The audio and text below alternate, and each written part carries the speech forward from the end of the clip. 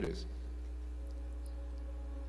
I found that nothing in life is worthwhile unless you take risks. Nothing. Nelson Mandela said, "There is no passion to be found playing small and settling for a life that's less than the one you're capable of living." Now, I'm sure in your experiences in school and applying to college and picking your major and deciding what you want to do with life, I'm sure people have told you to make sure you have something to fall back on. Make sure you got something to fall back on, honey. But I never understood that concept, having something to fall back on.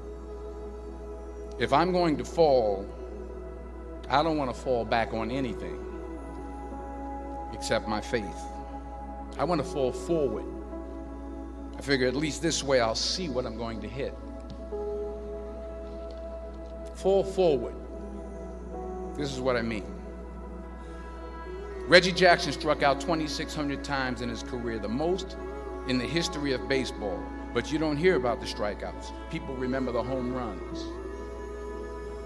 Fall forward. Thomas Edison conducted 1,000 failed experiments. Did you know that? I didn't know that. Because the 1,001st was the light bulb. Fall forward. Every failed experiment is one step closer to success. You've got to take risks, and I'm sure you've probably heard that before, but I want to talk to you about why that's so important. I got 3 reasons, and then you can pick up your iPhones. First, you will fail at some point in your life. Accept it. You will lose. You will embarrass yourself. You will suck at something. There's no doubt about it. And I know that's probably not a traditional message for a graduation ceremony, but hey, I'm telling you, embrace it because it's inevitable. And I should know. In the acting business, you fail all the time. Early on in my career, I auditioned for a part in a Broadway musical. Perfect role for me, I thought, except for the fact that I can't sing. So I'm in the wings, I'm about to go on stage, but the guy in front of me, he's singing like Pavarotti. He's just he's just going on and on and on, and I'm just shrinking. I'm getting smaller and smaller. So they say, "Oh, thank you very much, and you'll be hearing from us." So I come out with my little sheet music, and it was Just My Imagination by The Temptations. That's what I came up with. So I hand it to the accompanist, and she looks at it and looks at me and looks out at the director, and it's like, ah. So I start, I'm going to sing.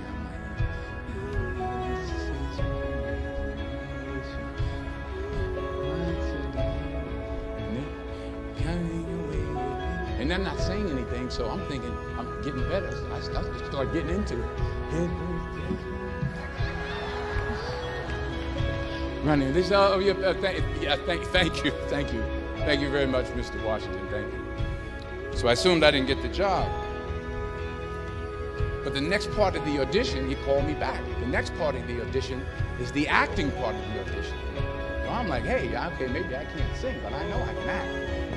So they paired me with this guy, and again, I didn't know about musical theater. And musical theater is big, so they could reach everyone all the way in the back of the stadium. And I'm more from a realistic, naturalistic kind of acting where you actually talk to the person next to you. So I don't know what my line was. My line was, "Hand me the cup." And his line was, "Well, I will hand you the cup, my dear. The cup will be there to be handed to you." I said, "Oh, okay." Well, should I give you the cup back? "Oh, yes, you should give it back to me because you know that is my cup and it should be given back to me." I didn't get the job. But here's the thing. I didn't quit. I didn't fall back. I walked out of there to prepare for the next audition, and the next audition, and the next audition. I prayed. and I prayed. But I continued to fail and fail and fail. But it didn't matter, because you know what? There's an old saying, you hang around the barbershop long enough, sooner or later you're going to get a haircut. So you will catch a break, and I did catch a break. Last year, I did a play called Fences on Broadway. Someone talked about it. Won the Tony Award. And I didn't have to sing, by the way. But here's the kicker. It was at the Court Theater. It was at the same theater that I failed that first audition 30 years prior.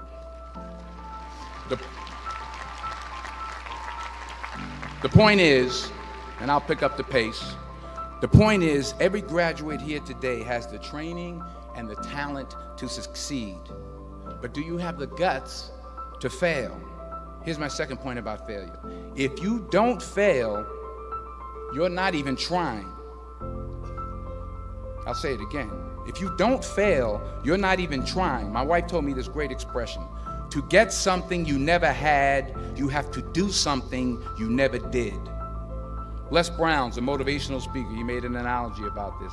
He says, imagine you're on your deathbed, and standing around your deathbed are the ghosts representing your unfulfilled potential. The ghost of the ideas you never acted on. The ghost of the talents you didn't use. And they're standing around your bed, angry, disappointed, and upset. They say, we came to you because you could have brought us to life, they say. And now we have to go to the grave together. So I ask you today, how many ghosts are going to be around your bed when your time comes? You've invested a lot in your education, and people have invested in you. And let me tell you, the world needs your talents. Man, does it ever. I just got back from Africa like 2 days ago, so if I'm rambling on, it's because I'm jet lagged. I just got back from South Africa. It's a beautiful country, but there are places there with terrible poverty that need help. And Africa is just the tip of the iceberg. The Middle East needs your help. Japan needs your help. Alabama needs your help. Tennessee needs your help. Louisiana needs your help. Philadelphia needs your help.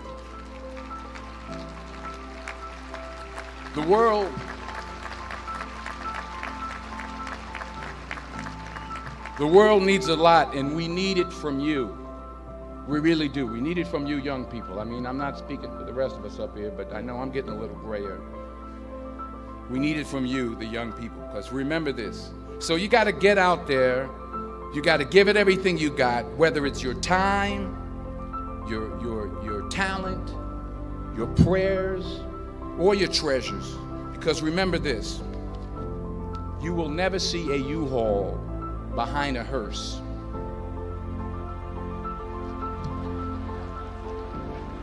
I'll say it again.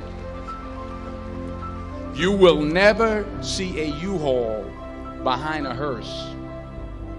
You can't take it with you. The Egyptians tried it, and all they got was robbed. So the question is, what are you going to do with what you have? I'm not talking about how much you have. Some of you are business majors. Some of you are theologians, nurses, sociologists. Some of you have money. Some of you have patience. Some of you have kindness. Some of you have love. Some of you have the gift of long suffering. Whatever it is, whatever your gift is, what are you going to do with what you have? All right, now here's my last point about failure. Sometimes it's the best way to figure out where you're going. Your life will never be a straight path. I began at Fordham University as a pre-med student. I took a course called cardiac morphogenesis. I still can't say it. Cardiac morphogenesis. I couldn't read it. I couldn't say it. I sure couldn't pass it. So then I decided to go into pre-law, then journalism. And with no academic focus, my grades took off in their own direction. Yeah, down.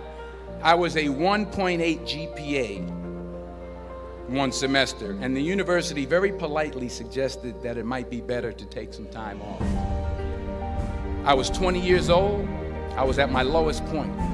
And then one day, and I remember the exact day, March 27th, 1975, I was helping my mother in her beauty shop. My mother owned a beauty shop up in Mount Vernon.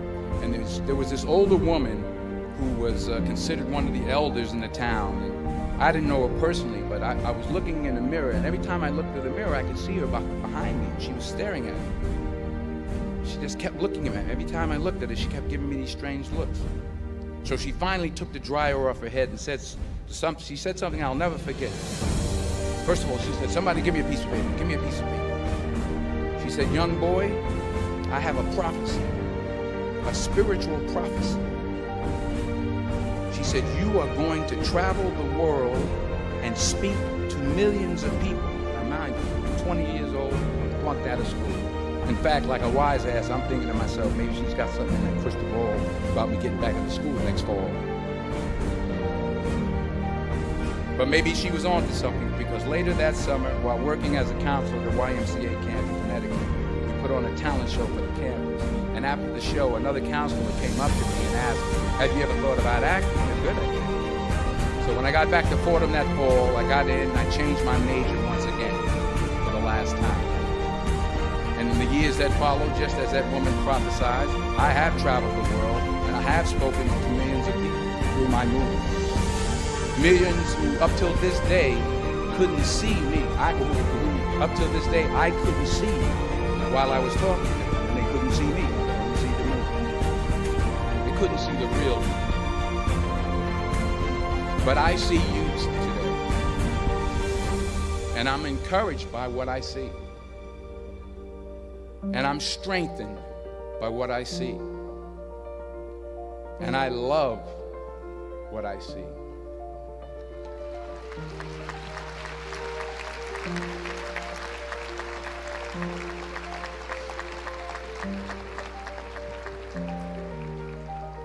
One more page, and I'll shut up. Let me conclude with this one final point, and actually the president kind of brought it up. It has to do with the movie Philadelphia. She stole my material. Many years ago, I did this movie called Philadelphia. We filmed some of the scenes right here on campus. Philadelphia came out in 1993. Most of you were probably still in diapers. Some of the professors too. But that cracked me up. But it was a good movie. Rent it on Netflix. It's a good movie. Rent it. I get 23 cents every time you rent it, please. Rent it. True. Parents up there, rent it. Netflix, please. Tell your friends too. It's about a man played by Tom Hanks who's fired from his law firm because he has AIDS. He wants to sue the firm, but no one's willing to represent him until a homophobic ambulance chaser lawyer, played by yours truly, takes on the case. In a way, if you watch the movie, you'll see everything I'm talking about today. You'll see what I mean about taking risk or being willing to fail. Because taking risk is not just about going for a job. It's also about knowing what you know and what you don't know. It's about being open to people and to ideas. In the course of the film, the character I play begins to take small steps, small risks. He very, very, very slowly begins to overcome his fears. And I feel ultimately his heart becomes flooded with love. And I can't think of a better message as we send you off today.